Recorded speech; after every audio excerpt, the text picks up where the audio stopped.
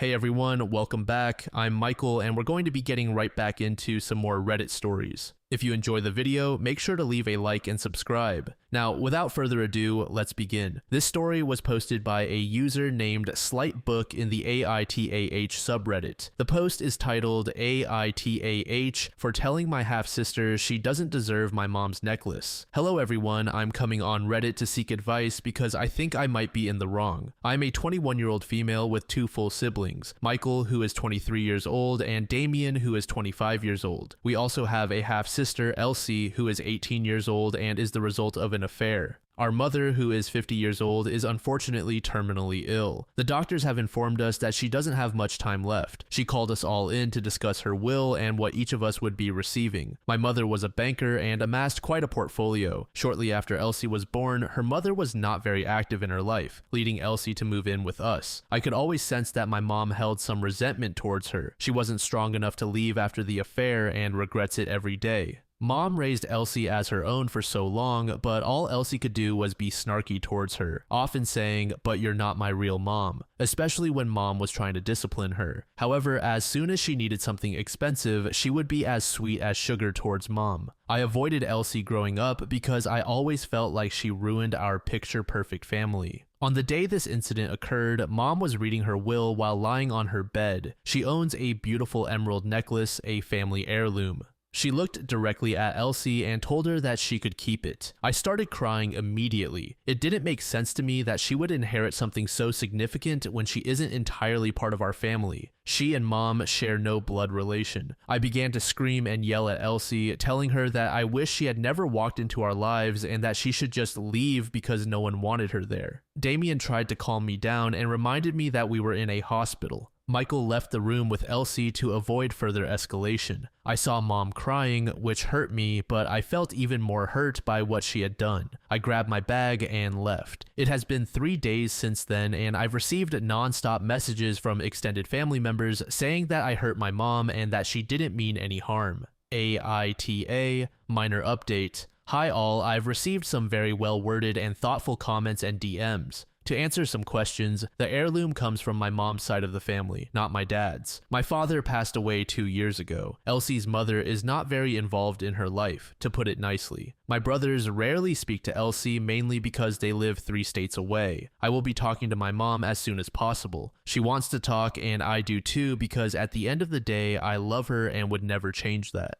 Update: I visited my mom and we had a really long talk about my life and growing up. I apologized to her and she accepted it with a smile, telling me she would always forgive me no matter what. That's why I love my mom. She's a kind soul. I expressed to her that I felt I should have the necklace because we are blood relatives, and my grandma had it before her, and before her was my great-grandma 4 generations back. My mom started to tear up and explained that she thought I didn't want it and decided to pass it on to Elsie instead. She acknowledged that Elsie isn't her biological daughter, but over the years, her resentment had turned into pity because Elsie really didn't have anyone, especially after I moved out to live with my boyfriend. Mom suggested that we could call Elsie and come to an agreement. Mom called Elsie and she actually came over to the hospital. She sat with us and I asked her what her plans were for the necklace. She told me she intended to take really good care of it and wear it. I asked if I could give her a portion of my current inheritance money as a way to buy it from her. For example, if we both get $300,000, I could give her $25,000, so she would receive $325,000 while I would get $275,000 along with the necklace. She thought that was a good idea because it was clear I had a connection to the necklace and she would benefit from the cash as well. Mom reassured her that she would receive other pieces of jewelry. My mom really loved bling. I feel happier knowing that we could come to some sort of agreement. What's most important to me is that my mom and I are good now, and we are. I cried, told her I loved her, and gave her a big hug before I left. I said goodbye to Elsie and headed home. When I got home, I called Damien and Michael to explain what had happened. They said they were proud of me for reaching an agreement that made everyone happy. We talked for about 2 hours more, and we agreed that while we don't want Elsie actively in our lives, we will make sure she is set up well. Michael suggested that we should check in on her when we can. User Electronic Sun said, I very reluctantly say YTA because honestly, how else were you supposed to react? I mean, what in the world is your mother thinking by leaving a family heirloom to her husband's child from an affair? I'd be upset too. Even if she raised Elsie as her own, at best, Elsie should receive a small monetary amount compared to you and your brothers. I'm sorry that this is the decision your mother has made and that you now have to deal with this situation, likely feeling alone in it. I don't know if it's possible for her to change her mind or even have the time to alter the will at this point. It seems like trying to have that conversation with your mom could just add more stress to her already difficult situation. This is a mess all around. User TeenySod said, YTA, it's your mother's decision. Did she ever explicitly say that she resented Elsie, or is that just your perception? Clearly, your mother sees Elsie as part of the family. Under the circumstances, Elsie probably views your mother as her own as well. The "you're not my mom" comments are likely a typical teenage response to being told no. If you think about it, you probably said hurtful things as a teenager too. I'm sorry for your impending loss. Unfortunately, you are contributing to the conflict and drama here. I strongly recommend that you make peace with your family and apologize to your mother before it's too late. This next post was made in the same subreddit by a user named Starry Days Girl. The post is titled AITAH for telling my mom to stop playing the victim and ruining Thanksgiving. My mom and I have always had a strained relationship. Growing up, I learned early on that everything had to be about her needs, her feelings. I was expected to manage my emotions around her, tiptoeing through every interaction to keep the peace. If something didn't go her way, she would twist the situation until she was the one who felt hurt, claiming she had done everything right and was never appreciated. I hated how it made me feel, but I told myself that one day I would have a chance to set boundaries and live my life without walking on eggshells. As an adult, however, nothing has really changed. I still find myself anxiously checking my tone and weighing every word before I speak, just to prevent her from making herself the victim. This year, I decided to host Thanksgiving for the family and promised myself it would be a peaceful day. My mom could come, but I would focus on keeping things calm, no drama. Things were fine at first. My dad was cracking jokes, everyone was catching up, and I started to think maybe this time would be different. Then, as we sat down to eat, my mom started in. First, it was small jabs and comments about how I never call and how I'm always too busy for her. I tried to brush them off, but then she moved on to bigger issues, saying how family means so much to her, but she feels like she's the only one who cares. That's when she launched into her usual spiel about how much she has sacrificed, how no one appreciates her, and how she's such a good mother who's never shown gratitude. I could feel my blood start to boil. I tried to hold my tongue, but I couldn't do it any longer. I snapped and said, "Mom, you really need to stop playing the victim. It's exhausting, and it's why we don't get along."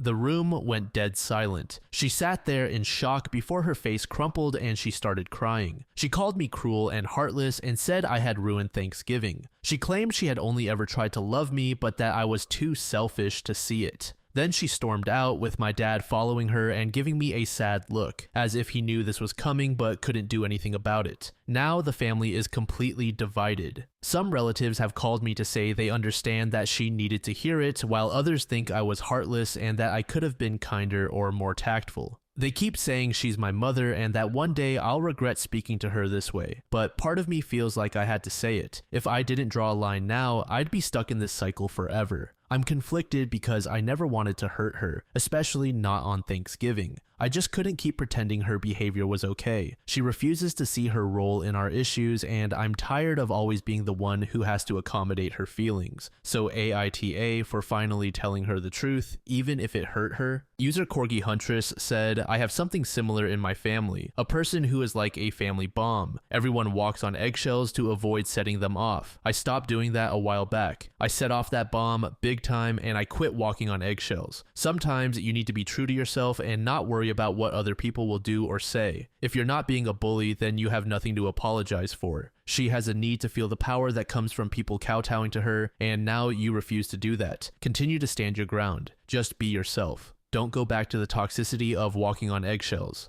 User WYD in this mess said, "I hate these situations where the labels of AH or not an AH don't really apply. It's not fair to call an abuse victim an asshole. Honestly, it's probably not fair to label someone with a mental health issue who lacks the capacity to change their behavior as an asshole either. Your mom was failed by everyone when she started to behave this way, and the adults in her life did nothing to help her. You were failed by a father who didn't remove you from the situation and protect you. Your entire family was failed by the people who are now criticizing you for how you've chosen to protect yourself when none of them ever stepped in to help. You're not an AH. What you're experiencing is the fallout from suppressing your feelings and being afraid to stand up for yourself in a healthy way. Hopefully, this situation will show you how important it is not to let things fester until we lose control of them. If the people criticizing you cared that much about your mother, they would have intervened when you were a child, before she ruined any opportunity to raise children who could love and respect her." User EJ10 said NTA. "The reason you were never able to fully heal is that you continued to give attention and time to your abuser. You should consider individual therapy, creating and enforcing boundaries, and developing a strong sense of self-worth." Your mom likely didn't want to hear the truth, especially in front of others, but it needed to be said. This is a great opportunity for growth. Your mom now understands why your relationship isn't strong, and she can decide what to do next. She got up and left, preventing a potentially productive conversation from happening. Let's see what she decides to do if she contacts you. If she doesn't, it's still a win. She shouldn't reach out if she's unwilling to change. If she does contact you and remains unwilling to change, you can simply lay out the facts for her. You asked me questions publicly, so I responded in the same way. The conversation we had should have been discussed in private. While I love you as my mother, I don't like some of your behaviors. I was honest at the table, but you seem to find a way to make yourself the victim when possible. This isn't behavior I want to be around or tolerate. Now that the truth is out there for both of us, you know what is needed to have a relationship with me. It's up to you if you want to do the work. I realize that this may upset some of your family members, but that's okay. People who ask you to suppress your own emotions, especially when those emotions are a response to the person they're defending, don't deserve any consideration. Just leave their messages unread, and if they try to discuss it further, say, "I realize this started publicly, but moving forward, Mom and I will be handling it privately," and walk away.